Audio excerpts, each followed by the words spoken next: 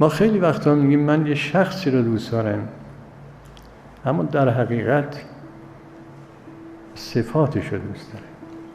خب اگه این صفت ازش گرفته بشه بازم دوستش می‌داری؟ نه دیگه. این صفات رو نداشت که دوستش نمی‌داشتن. همه ما حاتم طایی رو دوست داریم.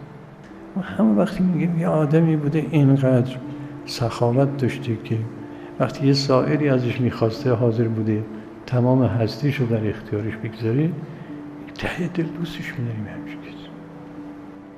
برای اثرش به ما هم نرسه، این صفت رو دوست. به خاطر این صفت صاحب صفت هم رو نیست. نظیر این کار را در مورد خدای متعال هم میشه انجام. سعی کنیم صفات خدا را درست بشناسیم.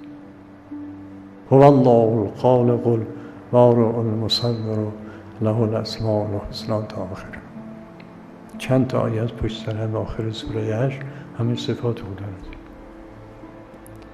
اگه دقت کنیم در یکایک این صفات یه مقداری مجسم کنیم آثارش را، مقایسه کنیم با صفات دیگری که اشخاص با کمال دارند، اون وقت حس میکنیم که چقدر این صفات دوست داشتنی است. یکی از این صفات‌هایی که همه ما گناهکاران امید داریم صفت غفوری خداست و غفاریت.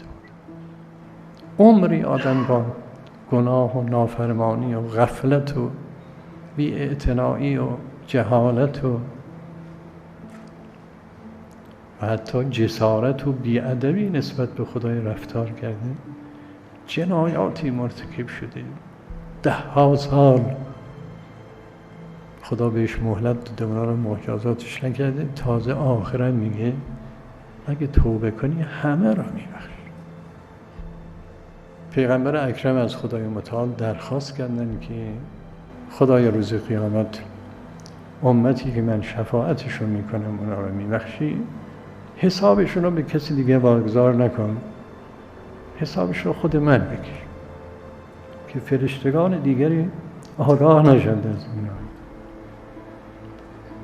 خدای متعال وحی کرد که من اونا رو که بخشیدم دیگه شما هم از گناهانش مطلع نخواهید.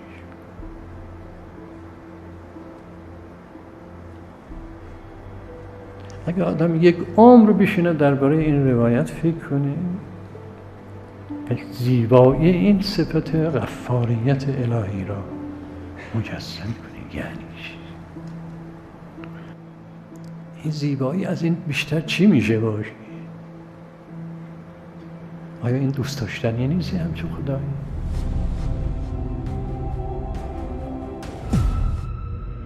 اینجا مرکز مقاومت است.